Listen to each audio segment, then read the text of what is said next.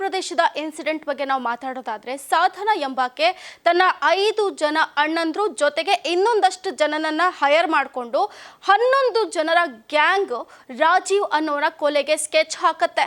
So ಈ ಸಾಧನಾ ಎಂಬಾಕೆ ರಾಜೀವ್ನನ್ನ 2009ರಲ್ಲಿ ಮದುವೆ ಆಗಿರ್ತಾಳೆ. ಏನು ಅವನ ಜೊತೆ ಇಲ್ಲಿವರೆಗೂ ಸಂಸಾರ ಮಾಡಿರ್ತಾಳೆ. ಇಬ್ರಿಗೂ ಕೂಡ ಇಬ್ರು ಗಂಡು ಮಕ್ಕಳು ಕೂಡ ಇರುವಂತಹದ್ದು. 14 ವರ್ಷದ ಒಬ್ಬ ಮಗ ಇರ್ತಾನೆ, 8 ವರ್ಷದ ಒಬ್ಬ ಮಗ ಇರ್ತಾನೆ ಈ ಸಾಧನಾ ಹಾಗೂ ರಾಜೀವ್ ದಂಪತಿಗೆ. ಆದರೆ ಅದು ಏನಾಯ್ತೋ ಏನೋ ಗೊತ್ತಿಲ್ಲ, ಸಡನ್ ಆಗಿ ಆಕೆ ತನ್ನ ಒಂದು ಅಣ್ಣಂದ್ರನ್ನ ಕನ್ವಿನ್ಸ್ ಮಾಡ್ತಾಳೆ, ಹೇಗಾದ್ರೂ ಮಾಡಿ ನನ್ನ ಗಂಡನ ಕಥೆಯನ್ನ ಮುಗಿಸ್ಬೇಕು ಅಂತ ಒಂದು ಸ್ಕೆಚ್ ಅನ್ನ ಹಾಕ್ತಾಳೆ, ಒಂದು ಮಾಸ್ಟರ್ ಪ್ಲಾನ್ ಅನ್ನ ಮಾಡ್ತಾಳೆ. ಇದಕ್ಕೋಸ್ಕರ ಅವರ ಅಣ್ಣಂದ್ರು ಒಂದಷ್ಟು ಜನನ ಹೈರ್ ಮಾಡ್ಕೊಳ್ತಾರೆ. ಟೋಟಲ್ 11 ಜನ ಏನ್ ಮಾಡ್ತಾರೆ, ಈ ಒಂದು ರಾಜೀವ್ ಅಂದ್ರೆ ಸಾಧನಾ ಗಂಡನನ್ನ ಹತ್ಯೆಯನ್ನ ಕೂಡ ಮಾಡೋದಕ್ಕೆ ಎಲ್ಲಾ ರೀತಿಯಲ್ಲಿ ಆತನ ಮೇಲೆ ಒಂದು ಅಟ್ಯಾಕ್ ಅನ್ನ ಕೂಡ ಮಾಡ್ತಾರೆ. ಆತನ ಮೇಲೆ ಒಂದು ಬರ್ಬರವಾಗಿ ದಾಳಿಯನ್ನ ಮಾಡ್ತಾರೆ. ಅವನ ಕೈ ಮೂಳೆ ಮುರಿತಾರೆ, ಅವನ ಮೂಳೆಯನ್ನ ಮುರಿತಾರೆ, ಅವನ ಕೈ ಕಾಲು ತಲೆಗೆ ತುಂಬಾ ತೀವ್ರವಾದಂತಹ ಒಂದು ಪೆಟ್ಟು ಬೀಳುತ್ತೆ. ಸೊ ಈ ರೀತಿಯಾಗಿ ಅವನನ್ನ ಅಟ್ಯಾಕ್ ಮಾಡಿ ಅವನನ್ನ ದಾಳಿ ಮಾಡಿ ಇನ್ನೂ ಒಂದು ಡೆಡ್ಲಿ ಒಂದು ಸ್ಟೆಪ್ ಅನ್ನ ಇಟ್ಟಿರ್ತಾರೆ. CP ಗಂಜ್ನ ಕಾಡಿಗೆ ಆತನನ್ನ ಎಳೆದೋಗ್ತಾರೆ. ಅವರ ಒಂದು ಖಾಸಗಿ ವಾಹನದಲ್ಲಿ ಕರೆದುಕೊಂಡು ಹೋಗ್ತಾರೆ. ಅಲ್ಲಿ ಗುಂಡಿಯನ್ನ ತೋಡಿ ಜೀವಂತವಾಗಿ ಅವನನ್ನ ಸಮಾಧಿ ಮಾಡೋದಕ್ಕೆ ಆ ಗುಂಡಿ ಒಳಗಡೆ ಹಾಕ್ತಾರೆ. ಆದರೆ ಇನ್ನೇನು ಆ ಗುಂಡಿಯನ್ನ ಮುಚ್ಚಬೇಕು ಅನ್ನೋಷ್ಟರಲ್ಲಿ ಅಲ್ಲೊಂದು ಮಿರಾಕಲ್ ನಡೆಯುತ್ತೆ. ಒಬ್ಬ ಅಪರಿಚಿತ ವ್ಯಕ್ತಿ ಆ ರಾಜೀವ್ ಪಾಲಿಗೆ ದೇವ್ರ ತರ ಬರ್ತಾನೆ.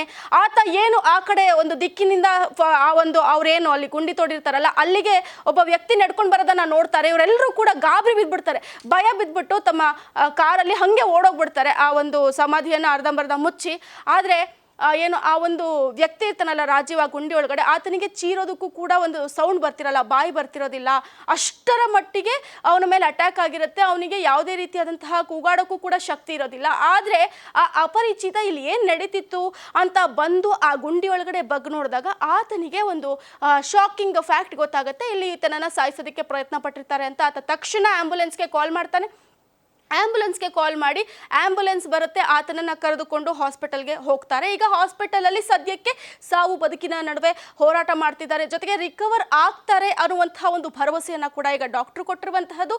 ಏನು ಈ ರಾಜೀವ್ ಇರ್ತಾರಲ್ಲ ಇವರ ತಂದೆ ನೇಪಾಲ್ ರಾಮ್ ಈಗ ಇದ್ರ ಬಗ್ಗೆ ಇಜ್ಜತ್ ನಗರ ಪೊಲೀಸ್ ಠಾಣೆಯಲ್ಲಿ ಪ್ರಕರಣವನ್ನು ದಾಖಲಿಸಿ ನನ್ನ ಮಗನ ಕೊಲೆಗೆ ಇವರೆಲ್ಲ ಸೇರಿ ಷಡ್ಯಂತ್ರ ಮಾಡಿದ್ದಾರೆ. 2009ರಲ್ಲಿ ಇವ್ರ ಮದುವೆ ಆಗಿರುತ್ತೆ. ನಮ್ಮ ಜೊತೆ ಹಳ್ಳಿಯಲ್ಲಿ ಇರಕ್ಕೆ ಇಷ್ಟ ಇರಲಿಲ್ಲ, ಆಕೆಗೆ ಹಳ್ಳಿಯಲ್ಲಿ ಇರಕ್ಕೆ ಇಷ್ಟ ಇರಲಿಲ್ಲ, ಹಳ್ಳಿ ಜೀವನ ಇಷ್ಟ ಇರಲಿಲ್ಲ. ಅದಕ್ಕೆ ಆಕೆಗೋಸ್ಕರ ರಾಜೀವ್ ಸಿಟಿಗೆ ಬಂದು ಆಕೆಯ ಜೊತೆ ಆಕೆಯ ಮಕ್ಕಳ ಜೊತೆಗೆ ವಾಸವಾಗಿದ್ರು ಅಂತ ಹೇಳ್ತಾ ಇರುವಂತಹದ್ದು. ಆದರೆ ಈ ಒಂದು ಕೊಲೆಗೆ ಅಸಲಿ ಕಾರಣ ಏನು ಅನ್ನೋದು ಗೊತ್ತಾಗ್ತಿಲ್ಲ. ಯಾಕಂದ್ರೆ ಮ್ಯಾಕ್ಸಿಮಮ್ ನಾವು ಇತ್ತೀಚಿನ ಬೆಳವಣಿಗೆಗಳನ್ನ ನೋಡಿದ್ರೆ ಆಲ್ಮೋಸ್ಟ್ ಈ ಹೆಂಡತಿಯರಿಗೆ ಬೇರೆಯವ್ರ ಜೊತೆ ಸಂಬಂಧ ಇರುವಂತಹದ್ದು, ಅದರಿಂದಲೇ ಕೊಲೆ ಮಾಡಿರುವಂತಹ ಇನ್ಸಿಡೆಂಟ್ಗಳು ತುಂಬಾ ಇದೆ.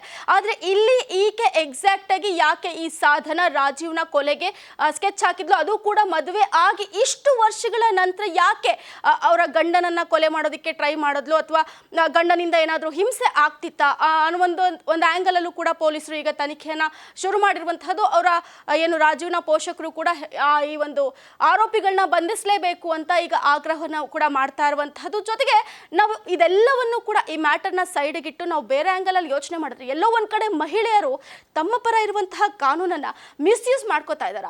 ಯಾಕಂದ್ರೆ ಒಂದು ಟೈಮ್ ಇತ್ತು ಮಹಿಳೆಯರ ಮೇಲೆ ತುಂಬಾ ಶೋಷಣೆ ಆಗ್ತಿತ್ತು, ಈಗಲೂ ಅಫ್ಕೋರ್ಸ್ ಆಗುತ್ತೆ ಕೆಲವೊಂದಷ್ಟು ಕಡೆ. ಬಟ್ ಅದಕ್ಕೋಸ್ಕರನೇ ಮಹಿಳೆಯರ ಸುರಕ್ಷೆಗೋಸ್ಕರ ಕಾನೂನುಗಳು ಇರುವಂತಹದ್ದು ತುಂಬಾ. ಆದರೆ ಪುರುಷರಿಗೆ ಆ ಒಂದು ಕಾನೂನುಗಳಿಲ್ಲ. ಎಲ್ಲೋ ಒಂದ್ ಕಡೆ ಇದನ್ನ ಮಿಸ್ಯೂಸ್ ಮಾಡ್ಕೋತಾ ಇದ್ದಾರಾ, ಇದರಿಂದಲೇ ಈಗ ಪುರುಷರ ಪ್ರಾಣಕ್ಕೆ ಕುತ್ತು ಬಂದ್ಬಿಡ್ತಾ ಅನ್ನುವಂತಹ ಒಂದು ಸವಾಲು ಕೂಡ ಈಗ ಎದ್ದಿದೆ. ನೀವೇನ್ ಹೇಳ್ತೀರಾ?